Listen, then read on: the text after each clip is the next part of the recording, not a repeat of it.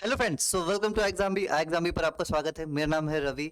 Bharat electronics limited की तरफ से एक बहुत अच्छी न्यूज़ निकल के आई है। बेसिकली इन्होंने अलग अलग पोस्ट पर कई सारी रिक्रूटमेंट नोटिफिकेशन को जारी कर दिया है। आप इनकी वेबसाइट पर जाकर देख सकते हैं या फिर कमेंट बॉक्स में नोटिफिकेशन में यहाँ पर देख सकते हैं, नीचे डिस्क्रिप्शन में। ठीक है, तो बात करते हैं कौन कौन सी पोस्ट पर वैकेंसीज जारी की गई हैं।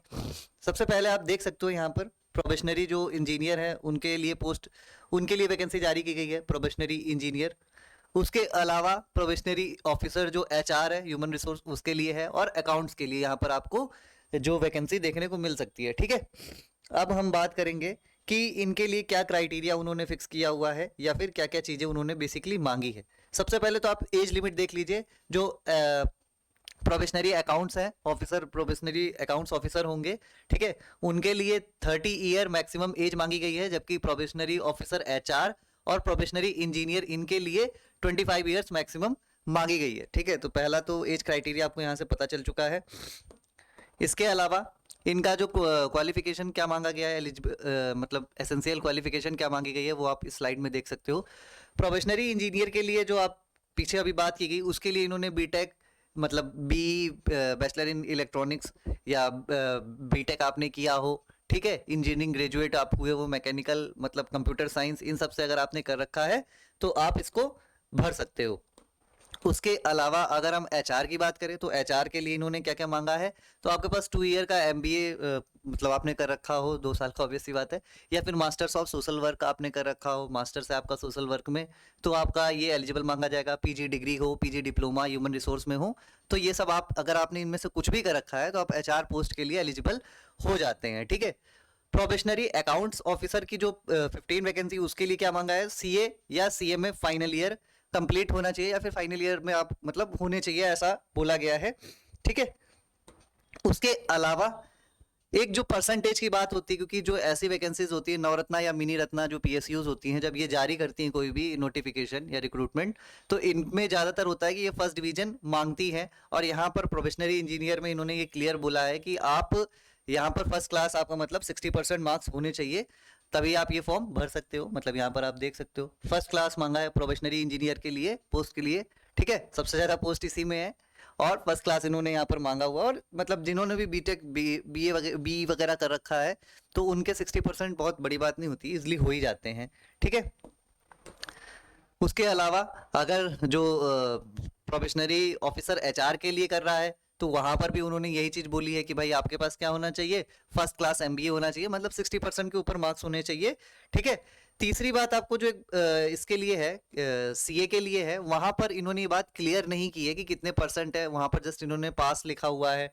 ठीक है, पास होना चाहिए, पास क्लास होना चाहिए। पास क्लास तो 33% होता है, बट ऑल्दो ये मतलब सीए में भी ऐसा होता है कि आप मतलब अच्छे परसेंटेज होते हैं। और अब यहाँ पर इन्होंने क्लियर तो नहीं किया है, तो आप जो भी, जिन्होंने भी सीए मतलब परीक्षा को उत्तीर्ण कर लिया है, सीए क्वालिफाई कर लिया है, तो उसके बाद वो इस फॉर्म को भर सकते हैं, कोई इशू यहाँ पर नहीं है। एज लिमिट की अगर बात करते हैं तो एज लिमिट हम लोगों ने पहले ही डिस्कस कर ली कि प्रोबेशनरी इंजीनियर और प्रोबेशनरी ऑफिसर एचआर के लिए 25 ईयर मैक्सिमम है।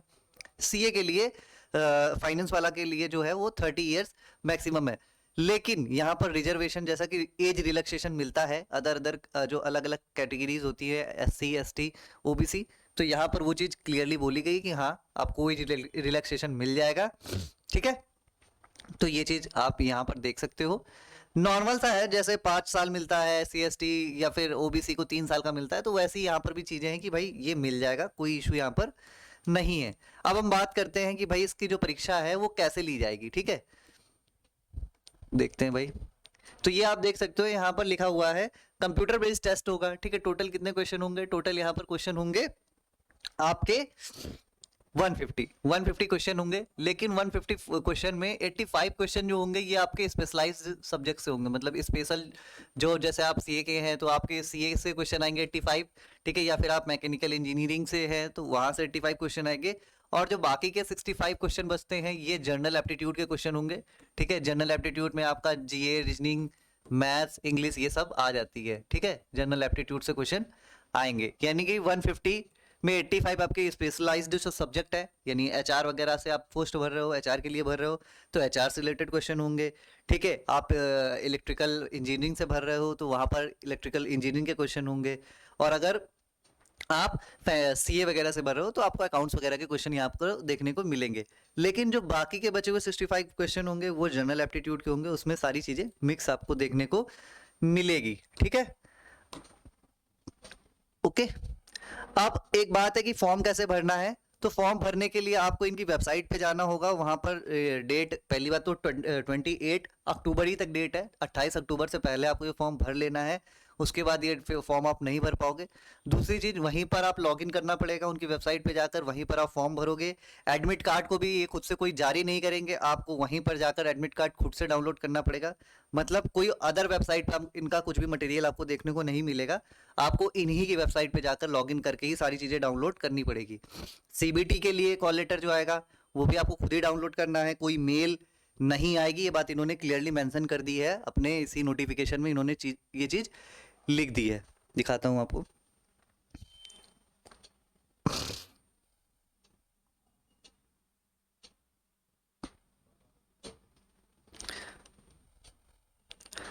ठीक है, ये चीज़ आपको यहाँ तक क्लियर हो गई होगी आई गेस। तो आप ये समझ गए। उसके बाद अगर आप सीबीटी क्वालिफाई करते हो, ठीक है, सीबीटी क्वालिफाई करने के बाद आपका इंटरव्यू होगा, और इंटरव्यू के लिए भी ये अलग से कोई मतलब आपको मैसेज वगैरह नहीं भेजेंगे। ठीक है, ये शॉर्ट लिस्टिंग कैसे होगी, ठीक है।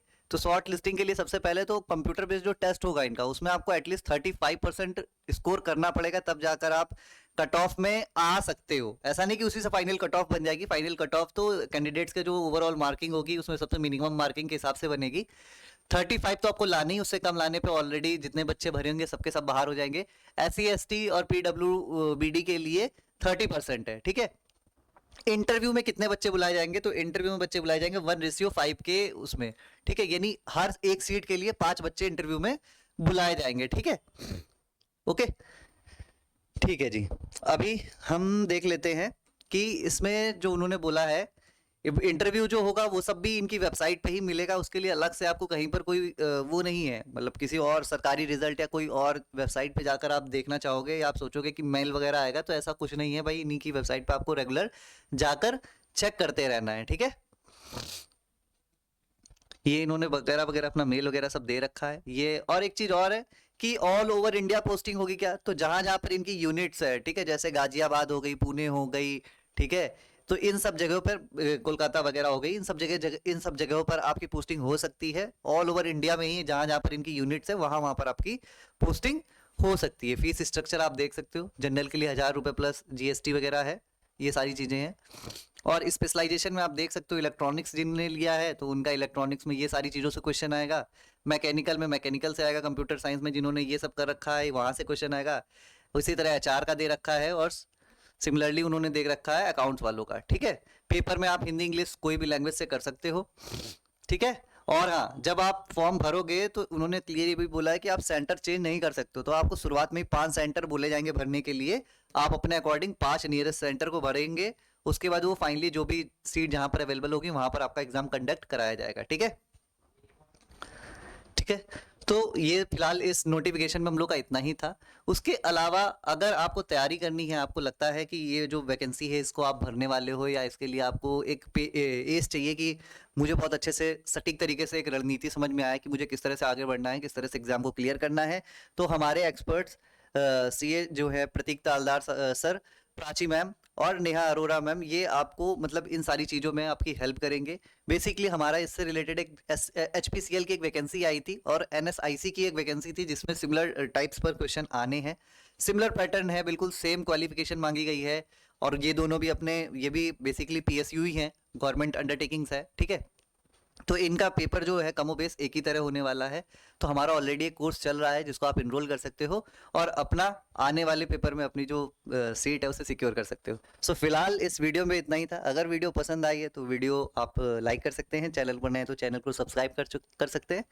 एक और चीज़, अगर आपको कुछ भी मतलब पूछना है, कोई डाउट है, तो ये नीचे नंबर दिया हुआ है, आप नंबर देख सकते हो, 9205524028। ओके, एंड यहाँ पर फ्लैट 40% डिस्काउंट भी चल रहा है, तो आप अभी इनरोल करोगे तो आपको 40% का डिस्काउंट भी मिल जाएगा। सो फिलहाल इस वीडियो में इतना था। Thank you all.